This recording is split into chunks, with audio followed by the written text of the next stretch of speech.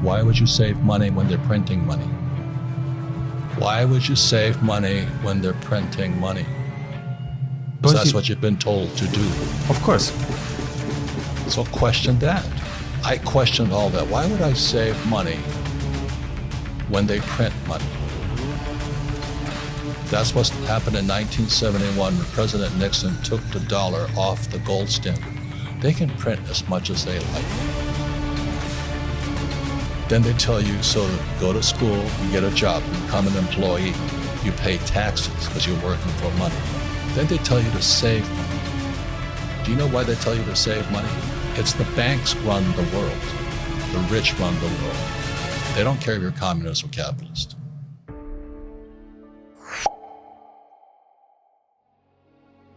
My rich dad started teaching me about money on one condition.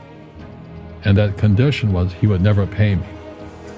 He says, the moment I pay you, you think like an employee. He says, that's the trap. Entrepreneurs work for free. He says, you never want a paycheck. You understand that, kid? And he says, well, how do I make money? He says, that's what entrepreneurs figure out. And he would teach me about money. But the way he taught me about money was playing Monopoly. And finally one day I got upset. I said, well, when are you going to teach me about money? He says, what do you think we're doing? We're playing Monopoly. He goes, no. What do you think we're doing? I said, I don't know. I'm teaching you about money. He says, one of the greatest ways to acquire great wealth is playing Monopoly in real life. 4 greenhouses, 1 red hotel. But is that all there is? He goes, that's it. And he says, what do you think I'm doing? And I went, I don't know. So then he took me out and he showed me his greenhouses. And 10 years later, when I was 19, I was now in school in New York, and I come back to Hawaii, and Rich Dad had bought the biggest piece of land smack dab in the middle of Waikiki Beach. And when you go to Waikiki Beach today, you'll see the Hyatt Regency Hotel. That was his hotel. Just like the game of Monopoly. Just like the game of Monopoly. It took him a while, but he finally assembled this large piece of property. Then he and Hyatt put up this giant hotel. And it just sold for $800 million. So that's how I learned about money. And that's because he refused to accept a paycheck. He says that the moment you accept a paycheck, your brain goes dead. He just got paid. He says, as long as you're hungry, you'll think. So today when people ask me what I do, I just say I play Monopoly. So I own greenhouses, I own big hotels, I own oil wells, golf courses, businesses. I'm just playing Monopoly. That's all I do.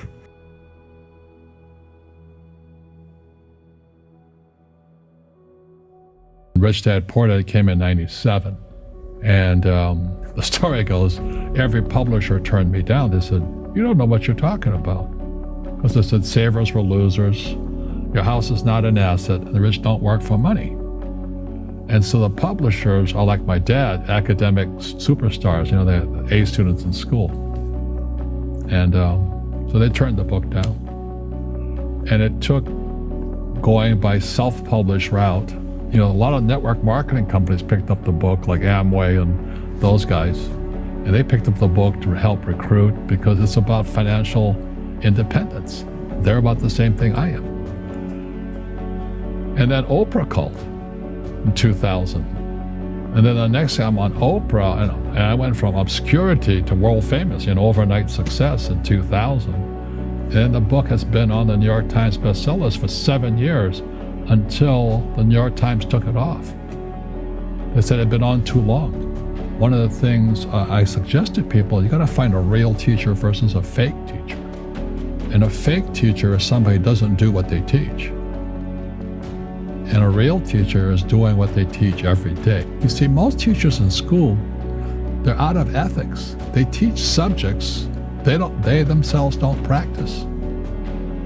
I go home and ask him, said, why don't we learn about money in school? And he looked at me and said, because the government doesn't let us teach that subject. The government tells us what we can teach and what we can't teach. The school system will never teach you about money. The school system was designed to teach you to be an employee, which is important, or a doctor or a lawyer, a specialist, but never about money.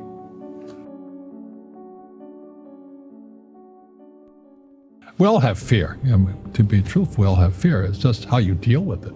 But the thing is that we become creatures of our own habits. And until we break the habit, we don't change. Einstein said, imagination is more important than knowledge, but knowledge empowers imagination. And what most people lack is real business knowledge, like accounting, like debt, like taxes. You got to know that stuff, but they don't teach it in school to anybody.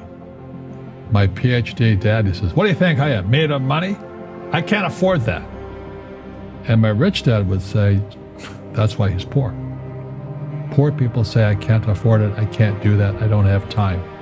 Because it's an escape. It's an escape. You know what I mean? It's easy to say, "I can't afford it." "Oh, I'm too tired." "Oh, I can't go to the gym." When you could go to the gym. "No, I can't." Truth is, I'm just too lazy to go to the gym. And you play it safe and you don't introduce new risks into your life. And so I have job security. Right. And your rich dad used to say what instead of "I can't afford it"? How can I afford it? How can I do that? What would it take? Or why should I do that?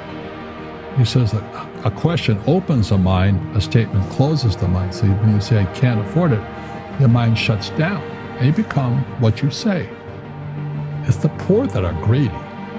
If you think about it, because to be rich, you have to give something. I have to produce books and games, and I purchase real estate, I provide housing, provide jobs and all that. That's why I'm rich. But greedy people produce nothing. Oh no, it's the rich that are greedy.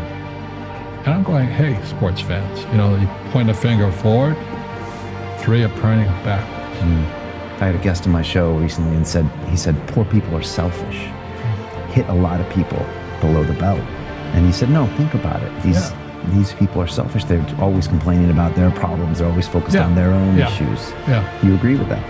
Well, the way you get rich, you solve other people's problems. Right. That's how you create value. Yeah. Right. Yeah. If you could cure cancer today, you'd be a trillionaire. You'd be an instant trillionaire. Poverty is passed on. It's taught in the families. And middle class is taught in families. And so the people right now who are sitting at home, who are struggling financially or worried about money or unhappy, they may be making a lot of money, but unhappy with what they're doing, it was probably taught to you. Your super ego was taught, get a job, work hard, or you'll never be rich, or the rich are evil, or whatever. And until you change your mindset, money won't help you, right? Correct. And we see that with people that win the lottery, people that make more money, they still have the same problems. Right. Because they have that poor man's soul. Correct. If you're poor, you'll always be poor.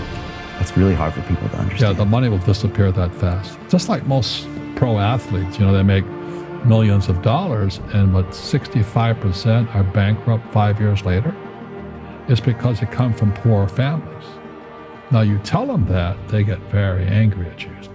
It's the rich fault. It's you guys ripped me off and government ripped me off.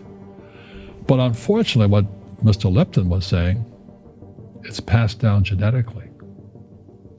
That's the frightening thing. I've had financial crashes. I've had people stab me in the back, but they're all good because I grow from it. That's spirituality. Right. People who are afraid of making mistakes, like they teach in school, they don't ever grow. Because spirituality is there's good and there's bad. There's right and there's wrong. There's up and there's down. Most people only want to be right. They only want to be positive. Well, you can't have that. That's not reality.